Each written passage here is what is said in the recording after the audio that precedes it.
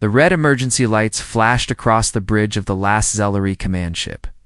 Commander Zathera pressed his four-fingered hands against the control panel as explosions lit up the space around them. Through the viewing screen, he watched another Zellar colony ship explode in bright orange flames. Thousands of his people died in that single moment. "Sir, we have lost contact with the healing garden," reported his communications officer. Her voice shook with fear. The Korthoks destroyed it completely. Zathera closed his large dark eyes. The healing garden was a medical ship filled with wounded civilians and children. The Korthoks had targeted it first, just like they always did. They enjoyed killing the weak and innocent. "How many ships do we have left?" he asked. "3, sir. Just 3 out of our entire fleet." The Zellery had once been proud. Their 7 species lived together in peace for over 1,000 years. They built beautiful cities on garden worlds, created art and music that filled their hearts with joy. They never hurt anyone. They never wanted to hurt anyone. But the Korthoks did not care about peace. They were hunters who lived for war. They conquered worlds not because they needed them, but because they enjoyed watching others suffer. They had been destroying Zellery worlds for 2 years now. Nothing could stop them. "Sir, incoming message from the Korthok flagship, the communications." Officer said, "Put it through." The screen filled with the ugly face of Warlord Greycoat. Skin looked like old leather, and his yellow teeth were sharp like knives. Scars covered his face from countless battles. His red eyes burned with hatred. "Alrai." "Coward," Greycoat laughed. "You run like frightened children. Soon we will catch you. Soon we will make you slaves like all the others." "Why do you do this?" Zathera asked. "We never hurt you. We have nothing you need. We do this because we can," Greycoat said. His laugh. It was like the sound of breaking glass. "It's because you are weak and we are strong. Because watching you die makes us happy." The transmission ended. Zathera stared at the blank screen. In 2 days, maybe 3, the Korthoks would catch them. Then his people would be dead, or worse, they would be slaves forced to build weapons for their enemies. "Sir, the communications?" Officer said quietly. "Should I send out the distress call?" Zathera had been thinking about this for weeks. The Zelari had sent many calls for help to other species in the galaxy. Most ignored them. The few who answered said they were sorry, but they could not risk fighting the Korthoks. Everyone was afraid. "Yes," he said finally. "Send it to everyone. All frequencies, all languages. Even to the new species, the ones from the Death World?" Zathera nodded. He had heard about these new aliens called humans. They came from a planet so dangerous that most species could not believe anything could live there. The planet had extreme weather, deadly animals, and poisonous plants. The humans who lived there were supposed to be very strange. "Send it to everyone," he repeated, "even them." The message went out across the galaxy. It was simple and desperate. "This is Commander Zathera of the Zelari Confederation. We are under attack by the Korthok Empire. They have destroyed most of our worlds. Billions of our people are dead. We have only 3 ships left. Please, if anyone can hear this, we need help. We do not have much time." On the edge of human space, Captain Jake Morrison was drinking coffee in his office on Luna Station when the message came through. Luna Station orbited Earth's moon and watched for threats from space. Jake had been stationed there for 5 years, and nothing interesting ever happened. His communications officer, Lieutenant Mary Davis, knocked on his door. "Sir, we picked up something strange. It's a distress call from somewhere far away." Jake put down his coffee. "How far?" "About 200 light years, sir. It's from a species called the Zelari. They say they're being attacked." Jake followed Mary to the communications room. He listened to the message 3 times. The voice sounded scared and tired. Jake had heard that kind of fear before during the wars on Earth. It was the sound of someone who had lost everything. "What do we know about these Zelari?" Jake asked. Mary pulled up information on her computer. "Not much, sir. They're herbivores, plant eaters. 7 different species that live together peacefully. They've never been in any wars. They seem nice. Enough. And the Korthoks." Mary's face went dark. "Predators, sir." "Oh, really bad ones?" They conquer worlds for fun. They keep slaves and kill civilians. Intelligence says they've destroyed dozens of peaceful civilizations. Jake stared at the screen showing the Zellari's location. It was far away, but human ships could get there. In about a week, the question was whether they should. Sir Mary said quietly, "Command probably won't approve a mission. The Zellari aren't our allies. We don't owe them anything." Jake knew she was right. Earth had its own problems. Humanity had only been traveling between stars for 50 years. They were still new to galactic politics. Most other species thought humans were primitive and dangerous because they came from a death world. But Jake remembered something his grandfather had told him long ago. His grandfather had been a soldier in one of Earth's last big wars. "Son," he had said, "sometimes you have to fight, not because you have to, but because it's the right thing to do." Jake made his decision. "Give me Admiral Carter on the secure line, sir. We're going to help them." Mary stared at him. "Sir, with respect, we don't have the authority to start a war. Then we better hope the Admiral sees it our way." The call to Admiral Lisa Carter took 20 minutes to connect. She was on Earth, in the Pentagon, probably dealing with 100 other problems. When her face appeared on the screen, she looked tired. "What is it, Morrison? I'm busy." Jake played the Zellari distress call for her. Then he explained what he knew about the situation. Admiral Carter listened without saying anything. Her face showed no emotion. "Morrison," she said finally, "you're talking about sending our fleet 200 light years away to fight an enemy we've never seen to help? People we don't know." "Yes, ma'am. The politicians will hate it. The other species will think we're crazy. And we might lose a lot of good people." "Yes, ma'am." Admiral Carter was quiet for a long time. Jake could hear his heart beating. Finally, she spoke again. "How big a fleet do you think we need?" Jake smiled. "All of it, ma'am. Every ship we have." And that was how humanity decided to go to war. Admiral Lisa Carter stood in the war room deep inside the Pentagon. Around her, 20 of Earth's best military officers studied star maps and ship reports.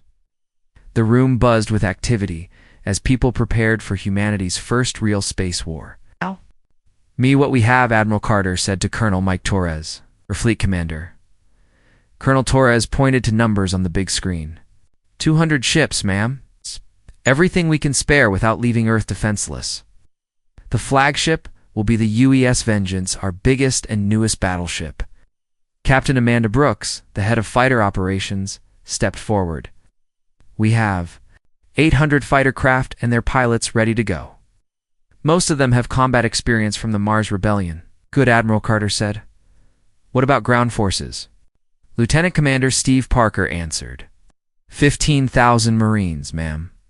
All volunteers. They know this might be a one-way trip, but they signed up anyway." Admiral Carter nodded.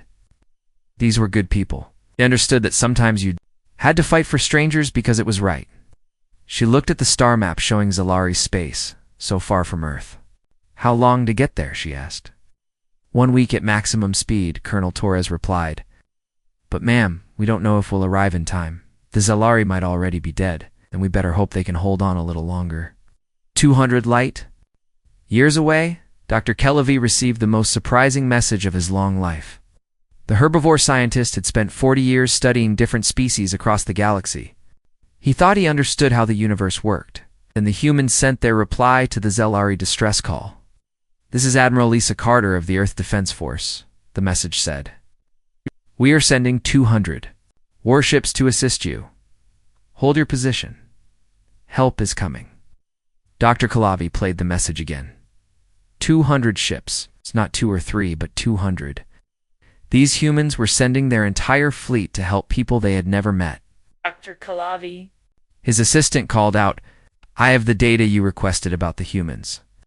The old scientist reviewed the files on his computer screen. What he read made his blood run cold. Humans came from a planet called Earth, a world so dangerous that it should not support intelligent life.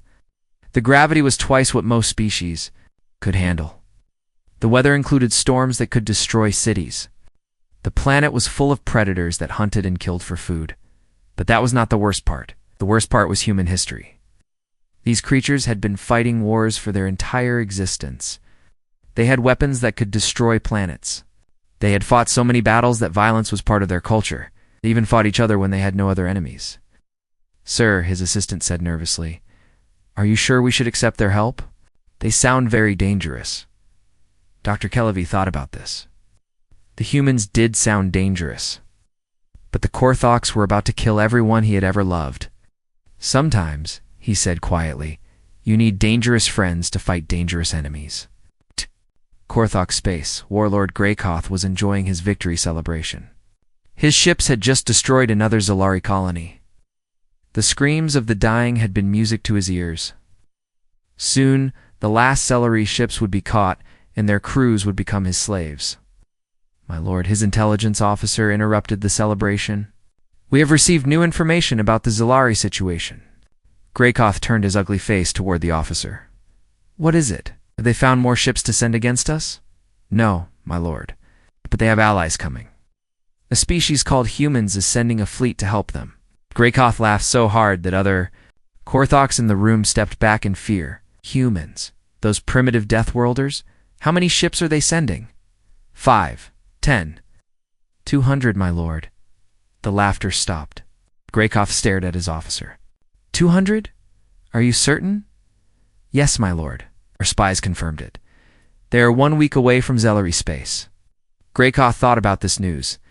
200 ships was a large fleet, but the Korthoks had faced large fleets before. They always won because they were natural warriors. These humans might be dangerous on their own planet, but space combat was different. You needed experience and skill, not just savage instincts. "What do we know about human military capabilities?" he asked. His intelligence officer looked uncomfortable. "Very little, my lord. They have only been in space for 50 years. Their technology appears primitive compared to ours, but ... but what? They have never lost a war, my lord, in their entire history. When humans decide to fight, they keep fighting until their enemies are completely destroyed." Greykoth considered. It was interesting, but not worrying. Every species thought they were great warriors until they met the Korthoks. "Send word to all our fleets. When these humans arrive, we will crush them quickly. Then we will find their homeworld and add it to our empire." Back on Earth, Captain Jake Morrison walked through the docking bay where human marines were loading equipment onto transport ships. The soldiers moved with quiet efficiency. They checked their weapons, loaded ammunition, and said goodbye to their families. Many of them would not be coming home.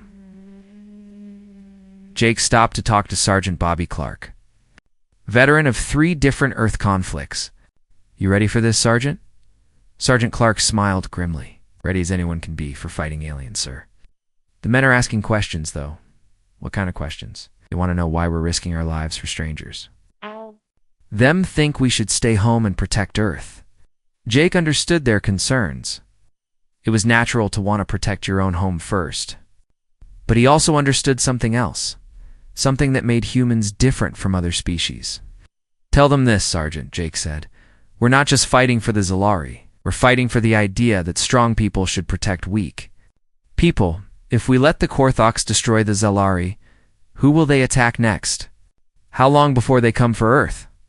Sergeant Clark nodded. "Tell them, sir. But honestly, I think most of them already understand. They just need to hear it from an officer." 2 days later, the human fleet launched from Luna Station. 200 warships moved through space like a school of metal fish. At the front flew the UES Vengeance, Admiral Carter's flagship. Behind it came battleships, cruisers, destroyers, and support vessels. Each ship carried humans who had never seen an alien enemy, but were ready to die fighting them. On the bridge of the Vengeance, Admiral Carter watched the stars through the viewing screen. In 5 days, they would reach Zalari space. In 5 days, they would learn if humans could fight a real space war. "Ma'am," her communications officer reported, "we just received a message from the Zalari. They're still alive, but barely. The Korthoks are closing in on their last 3 ships." "What else?" "To hold on," Admiral Carter replied. "Tell them the cavalry is coming." She did not mention that this cavalry had never fought a battle in deep space. She did not mention that they were outnumbered and outgunned. She only mentioned the one thing that mattered. They were coming to help. And when humans decided to help, they brought everything they had. The human fleet dropped out of faster-than-light travel at the edge of Zellery's space. Through the viewing screens of 200 ships, human eyes saw their first alien war. Explosions lit up the darkness like deadly fireworks. Korthok's ships surrounded. The last 3 Zalari vessels like wolves around wounded deer. "My God," whispered Captain Jake Morrison as he stood on the bridge of the UES Vengeance. "Look at the size of their fleet." Admiral Carter counted the enemy ships on her screen. "Over 300 vessels. They outnumber us, but we expected." That, she turned to her communications officer. "Send a message to all ships. Attack Formation Alpha. No mercy, no surrender."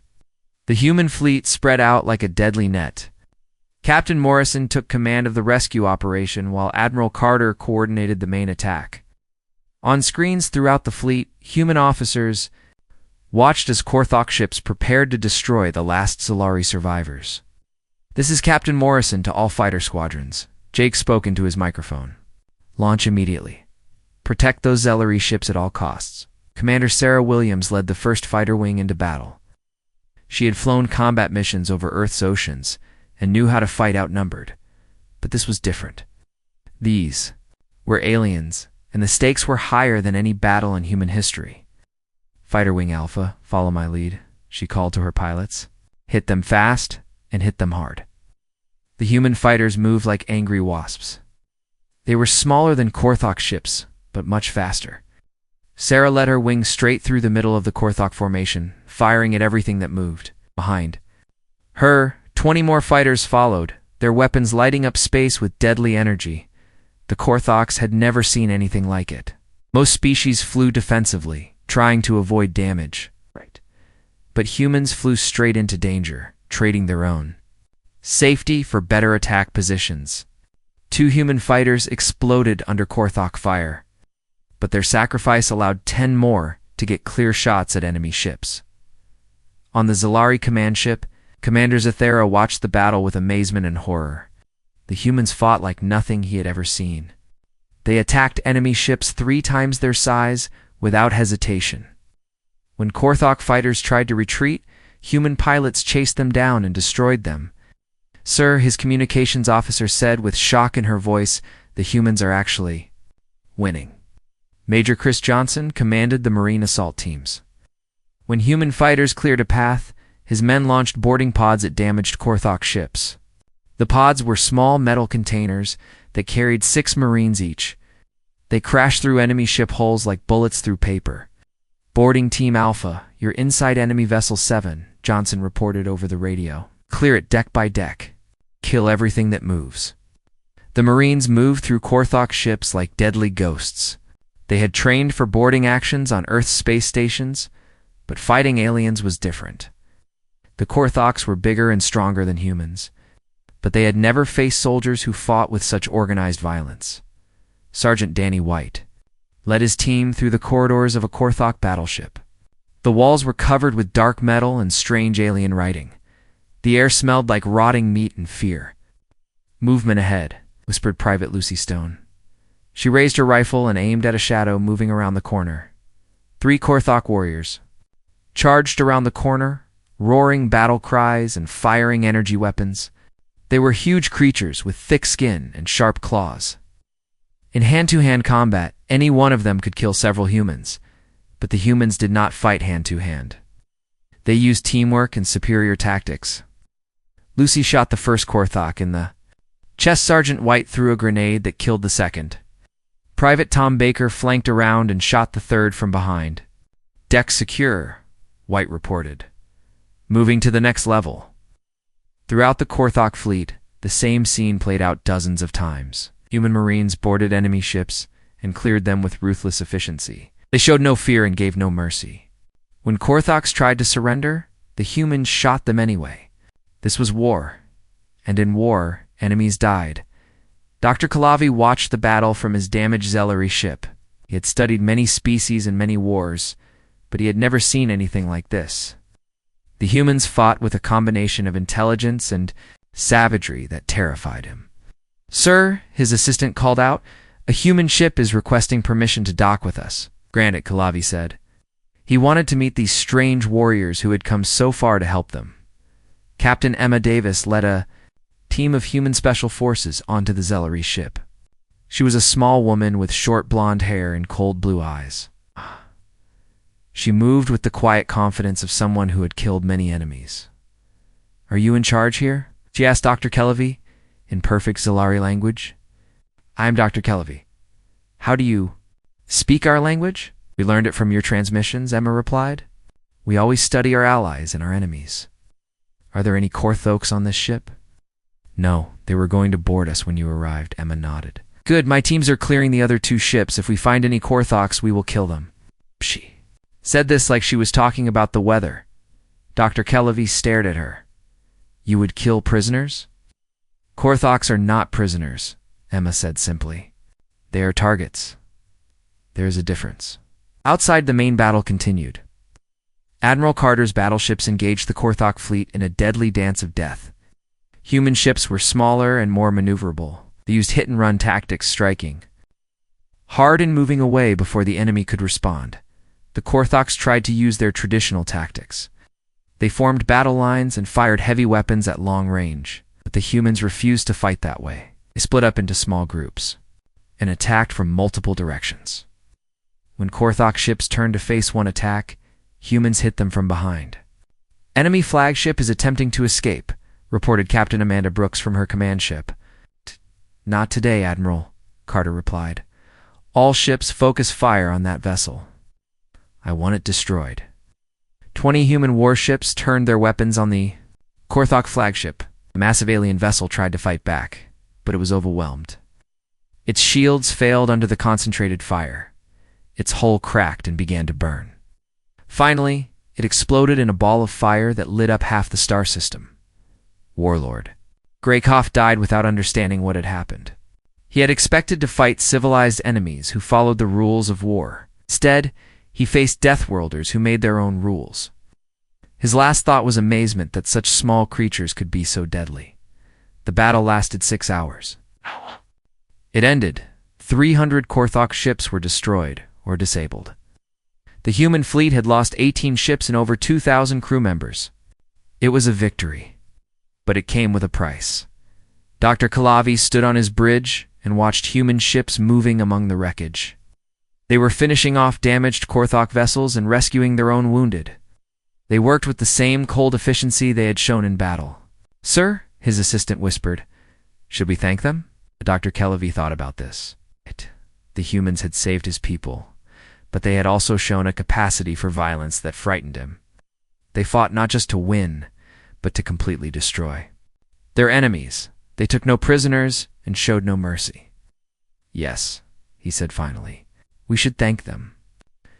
But we should also be very careful around them. These humans are not like us. They are predators, just like the Korthoks. But they fight for good causes," his assistant pointed out. "Today they do," Dr. Kalavi replied. "And what happens tomorrow? When they decide we are their enemies?"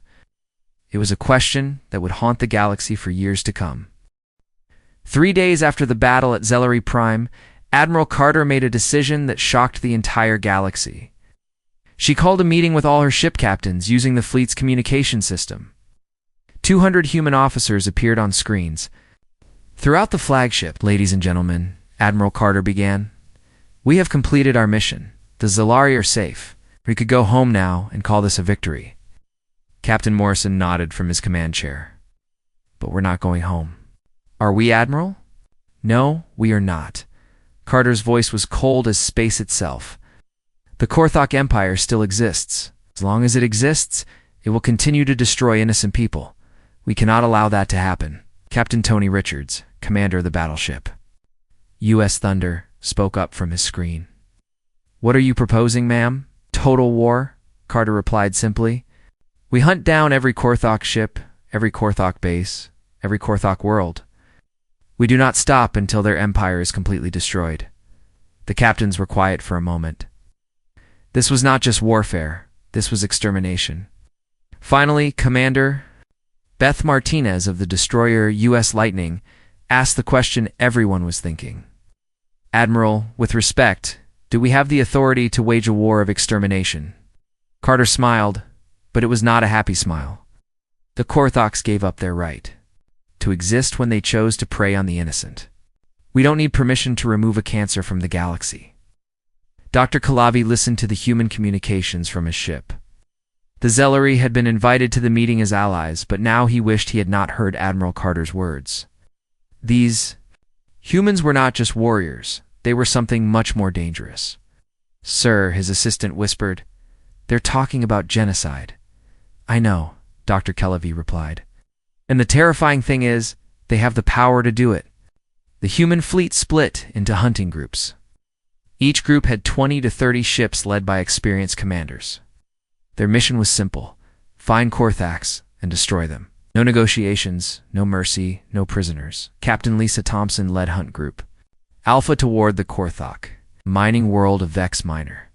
Intelligence suggested the planet held 50,000 Korthok civilians and a small military garrison. Most species would have demanded the civilians be evacuated before attacking. The humans made no such demands.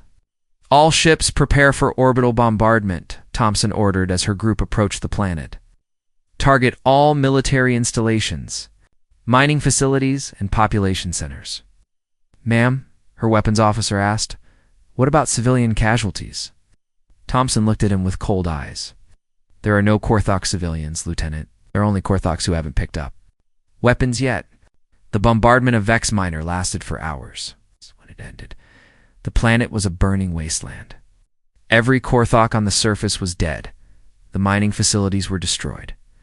Even the orbital stations were reduced to floating debris. News of the attack spread quickly through the galaxy. Other species watched in horror as humans systematically destroyed Korthok territories. The Galactic Council called an emergency meeting to discuss the situation. Ambassador Yeltar of the Peaceful Centauri Union stood before the council. Honored members, he said, we must intervene. The humans are committing genocide. If we allow this to continue, what stops them from turning on us next? High Counselor Zexara of the Altarian Republic disagreed. The Korthoks are a plague on the galaxy. They have destroyed hundreds of worlds and killed billions of innocent beings. If the humans want to eliminate them, perhaps we should let them. Debate continued for hours, but no action was taken. Most council members were afraid to oppose the humans directly. They had seen what happened to the Korthoks who tried to fight these Deathworlders. Meanwhile, Hunt Group Beta discovered something that made their blood boil. On the Korthok world of Dakara, they found massive slave camps. Millions of beings from dozens of different species were held in terrible conditions. Many were dying from starvation and disease.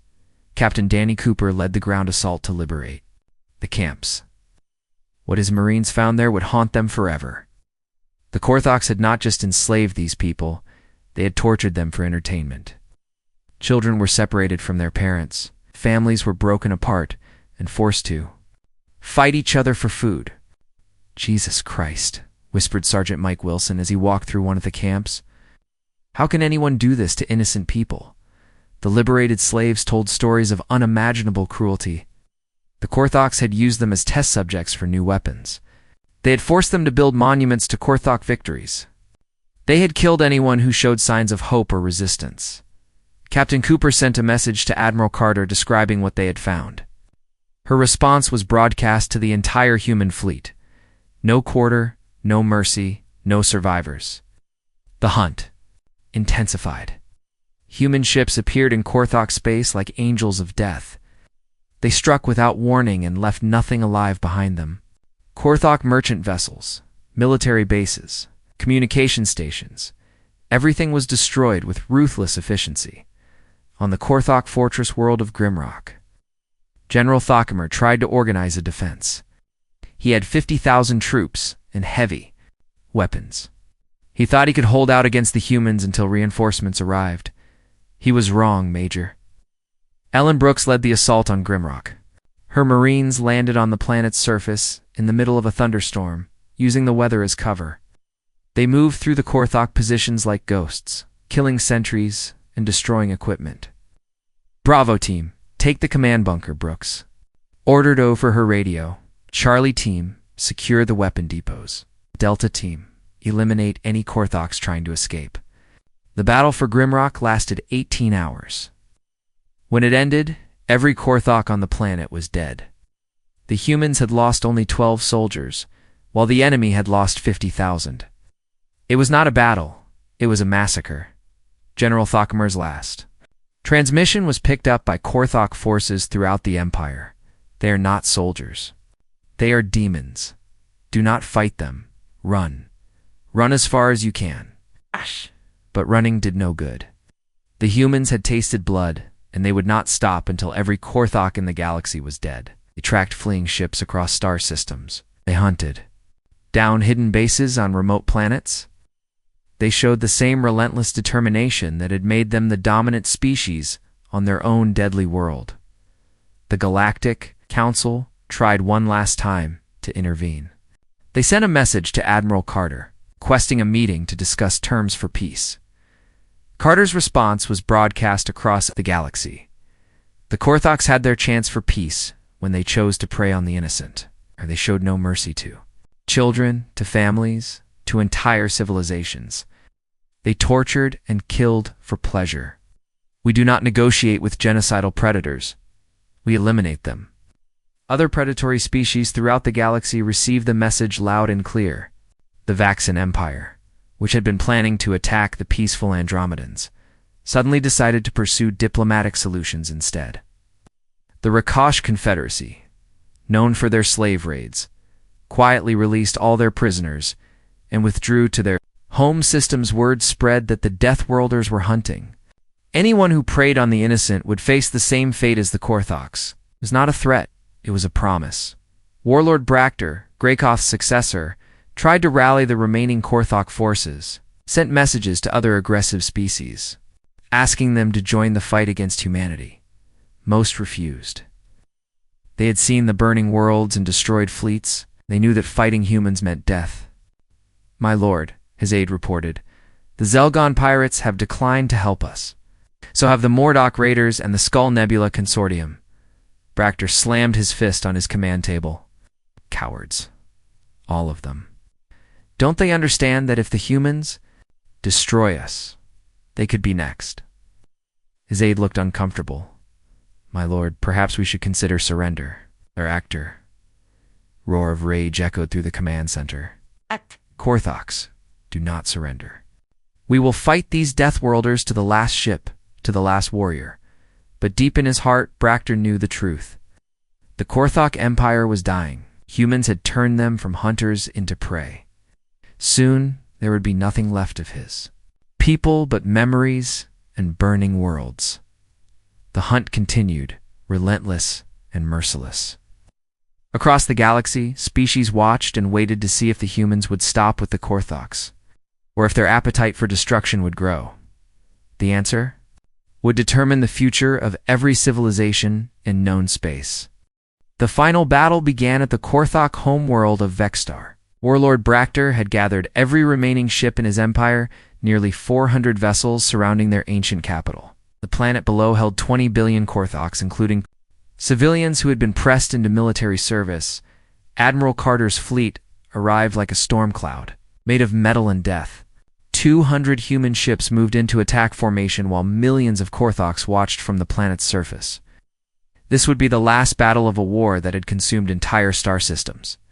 Incoming transmission from the planet reported Lieutenant Mary Davis from her communications station. Put it through, Admiral Carter ordered. Warlord Braktor's scarred face appeared on the screen. Behind him, other Korthok leaders stood with their heads bowed in defeat. The great Predator Empire had been reduced to one world, one fleet, one desperate last stand, Human Admiral Braktor said, his voice tired and broken. I request a meeting to discuss terms of surrender. We are prepared to offer reparations for our crimes. We will pay tribute to your empire for 1,000 years, will become your subjects, and serve you faithfully. Admiral Carter listened without expression. Around her, the bridge crew waited for her response. In the communications room, every ship in the fleet waited to hear if their admiral would show mercy to an enemy that had shown none to others. Warlord Carter finally replied, You showed no mercy to the children on Zelleray Prime. You offered no negotiations to the families you enslaved. You gave no quarter to the innocent worlds you destroyed. Her voice was cold as the space between stars. Will receive the same mercy from us that you gave to them. The transmission ended. Throughout the human fleet, 200 captains prepared their weapons and said goodbye to crews who might not survive the next few hours.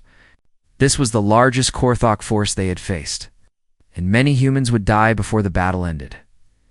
Captain Jake Morrison stood on the bridge of his ship and watched the enemy fleet move into defensive positions. 400 ships against 200. The odds were not good, but humans had faced bad odds before. Our ships. Admiral Carter's voice came over the fleet communication system. This is our final battle. Today we end the Korthok Empire forever. Today we make the galaxy safe. For innocent people everywhere, show them what happens when Deathworlders go to war. The battle began with a massive exchange of fire. Energy beams and missiles filled the space between the two fleets like deadly fireworks.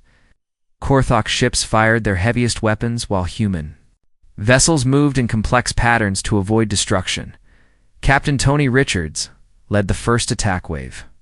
His battleship U.S. Thunder crashed through the Korthok defensive line with guns blazing. Behind him, 30 more human ships followed, their weapons targeting the largest enemy vessels. Focus fire on their flagship, Richards ordered. Take out their command structure first. But Warlord Bractor had learned from previous battles. His flagship was heavily armored and surrounded by smaller ships that absorbed the human attacks. He had also prepared a surprise Korthok suicide bombers. Hidden among the fleet. Warning, called out Lieutenant Davis. Enemy ships are on collision courses with our vessels. Captain Morrison watched as 12 Korthok fighters dove toward human ships, their hulls packed with explosives. It was a desperate tactic, but it worked. 3 human destroyers exploded as the suicide bombers crashed into them. "All fighters intercept those bombers!" Morrison ordered. "Don't let them reach our bigger ships." Commander Sarah Williams led her fighter squadron into the path of the suicide attack. Her pilots shot down 8 of the remaining bombers, but the last one got through. It crashed into the cruiser U.S. Liberty, killing 300 human sailors in a ball of fire. The battle raged for 6 hours. Human ships used their superior speed and tactics to outmaneuver the Korthoks, but the enemy fought with the desperation of creatures facing extinction. Every Korthok ship that died took human lives with it. Finally, Admiral Carter made the decision that ended the war. All ships, prepare for planet bombardment. We're going to finish this. Dr. Kalovy, watching from his ship at a safe distance, sent an urgent message to the human fleet. Admiral Carter, there are billions of civilians on that planet. Surely you don't mean to kill them all. Carter's response was broadcast to the entire galaxy. Dr. Kalovy, every Korthak civilian down there cheered when your people were enslaved. Every one of them celebrated when innocent worlds burned. They are not civilians. They are a population that creates monsters. The bombardment of Vexstar was visible from 3 star systems away. Human warships fired everything they had at the planet's surface. Cities that had stood for 1,000 years disappeared in seconds. The great Korthok monuments to their victories became dust and fire. Warlord Bractor made one final gesture of defiance. He challenged Captain Morrison to single combat, warrior to warrior. It was an ancient Korthok tradition. The leaders would fight while their armies watched. Morrison accepted the challenge. The 2 warriors met on a small space station between the fleets. Morrison carried a simple plasma rifle and combat knife. Bractor brought traditional Korthok weapons, a heavy war club, and energy shield. The fight lasted 20 minutes. Bractor was bigger and stronger, but Morrison was faster and smarter. The human used the station's low gravity to his advantage, jumping and rolling to avoid the Korthok's powerful attacks. In the end, Morrison's rifle found its target. Bractor fell to his knees, green blood flowing from a wound in his chest. His dying breath, the last Korthok warlord spoke words that would be remembered across the galaxy. "You fight with honor, human. I wish we had met as allies instead of enemies." Morrison knelt beside his dying opponent. "So do I, warlord. So do I." With their leader dead and their homeworld burning, the remaining Korthok ships surrendered. Admiral Carter ordered them all destroyed anyway. There would be no prisoners, no survivors, no chance for the Korthok Empire to rise again. When the battle ended, the Korthok species was extinct. 20 billion years of evolution had been erased in 6 months of human warfare. The galaxy was safer, but the cost had been enormous. The human fleet returned to Zelari space for repairs and resupply. Dr. Kalavi met with Admiral Carter one final time before the humans departed for Earth. "Admiral," the old scientist said, "my people are grateful for what you have done. But we are also afraid. Afraid of what, Doctor? Afraid of you. Afraid of what you might do if we ever displease you. You have shown the galaxy that humans are the most dangerous predators in known space." Admiral Carter thought about this for a long moment. "Dr. Kalavi, we did not come here to conquer or rule. We came because innocent people asked for help. We will always help innocent people, and we will always destroy those who prey on them. And who decides who is innocent?" Dr. Kalavi asked. "We do," Carter replied simply. "The human fleet departed Zelari space and returned to Earth.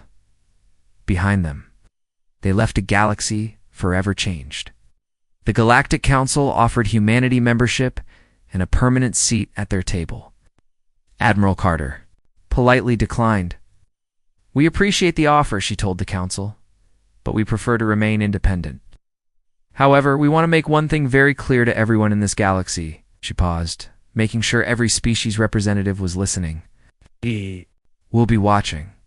If anyone decides to follow the Korthok example, if anyone chooses to prey on innocent people, remember what happened here.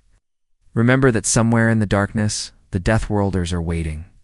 And when we come for you, we will show you the same mercy you showed your victims." The message was understood by every predatory species in the galaxy. The age of easy conquest was over. The strong could no longer prey on the weak without consequences. Humanity had made themselves the guardians of the innocent. Whether the innocent wanted guardians or not, years later, when children of various species asked about the Great War, their parents would tell them this. The Korthaks thought they were the most dangerous hunters in the galaxy. Then they met the humans and learned the difference between predators and apex predators. The humans had brought a fleet of wrath to answer a call for help. In doing so, they had changed the rules of the universe forever.